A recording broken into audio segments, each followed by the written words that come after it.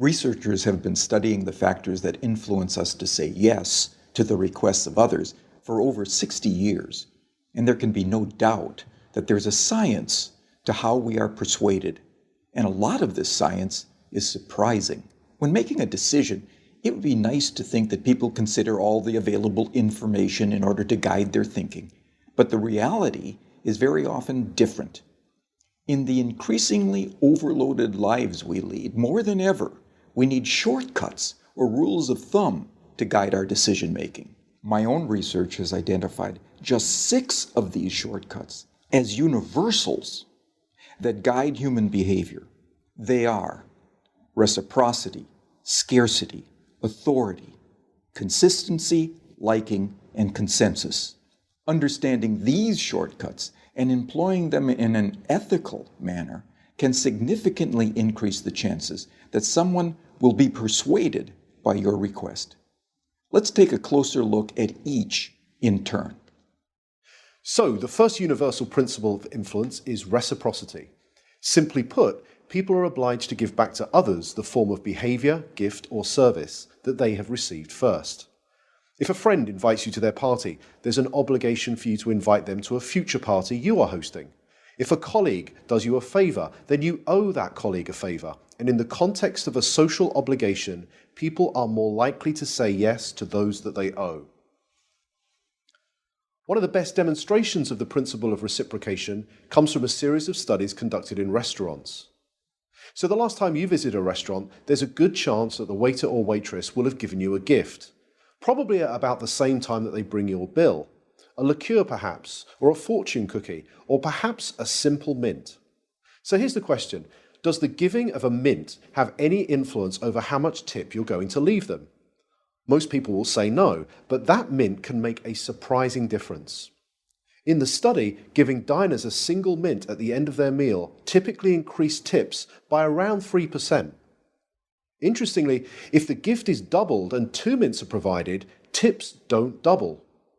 They quadruple, a 14% increase in tips. But perhaps most interestingly of all is the fact that if the waiter provides 1 mint, starts to walk away from the table, but pauses, turns back, and says, "For you nice people, here's an extra mint," tips go through the roof. A 23% increase, influenced not by what was given, but how it was given. So the key to using the principle of reciprocation is to be the first to give and to ensure that what you give is personalized and unexpected. The second universal principle of persuasion is scarcity. Simply put, people want more of those things they can have less of.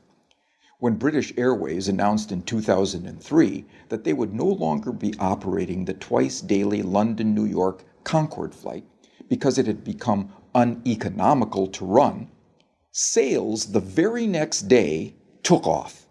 Notice that nothing had changed about the Concorde itself. It certainly didn't fly any faster, the service didn't suddenly get better, and the airfare didn't drop. It had simply become a scarce resource, and as a result, people wanted it more.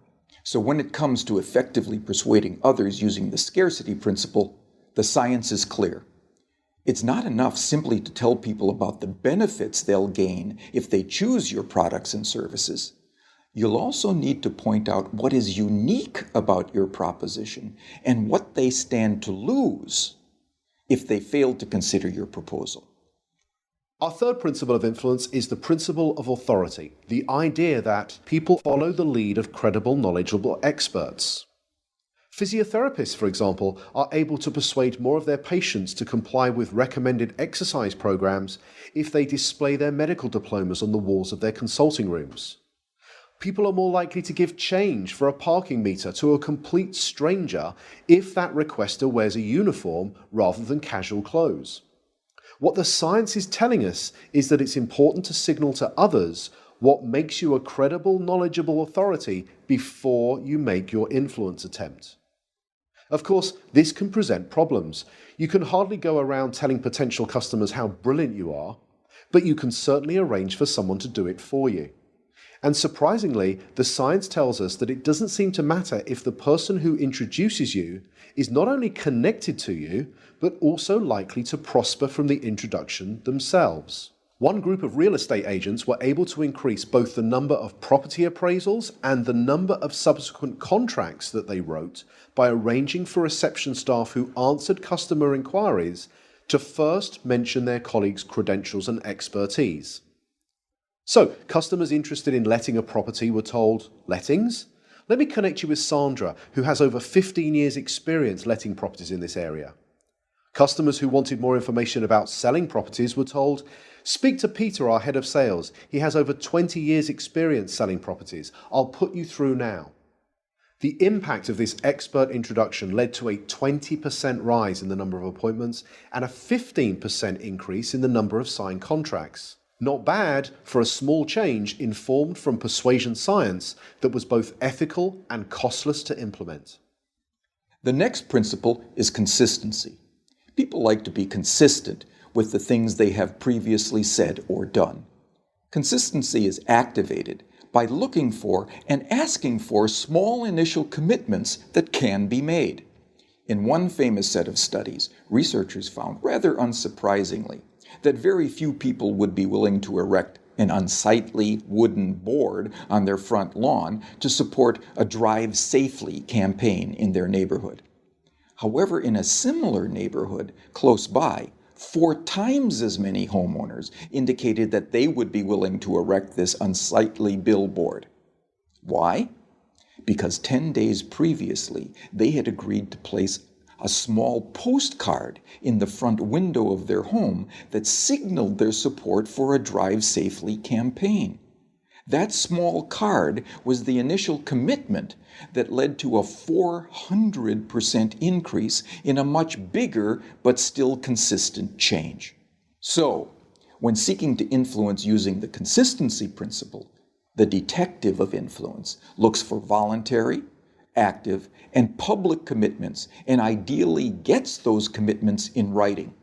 For example, one recent study reduced missed appointments at health centers by 18%, simply by asking the patients rather than the staff to write down appointment details on the future appointment card. The fifth principle is the principle of liking. People prefer to say yes to those that they like. But what causes one person to like another? Persuasion science tells us that there are 3 important factors. We like people who are similar to us, we like people who pay us compliments, and we like people who cooperate with us towards mutual goals. As more and more of the interactions that we are having take place online, it might be worth asking whether these factors can be employed effectively in, let's say, online negotiations. In a series of negotiation studies carried out between MBA students at 2 well-known business schools, some groups were told, "Time is money, get straight down to business." In this group, around 55% were able to come to an agreement. A second group, however, were told, "Before you begin negotiating, exchange some personal information with each other. Identify a similarity you share in common, then begin negotiating." In this group, 90% of them were able to come to successful and agreeable outcomes that were typically worth 18% more to both parties.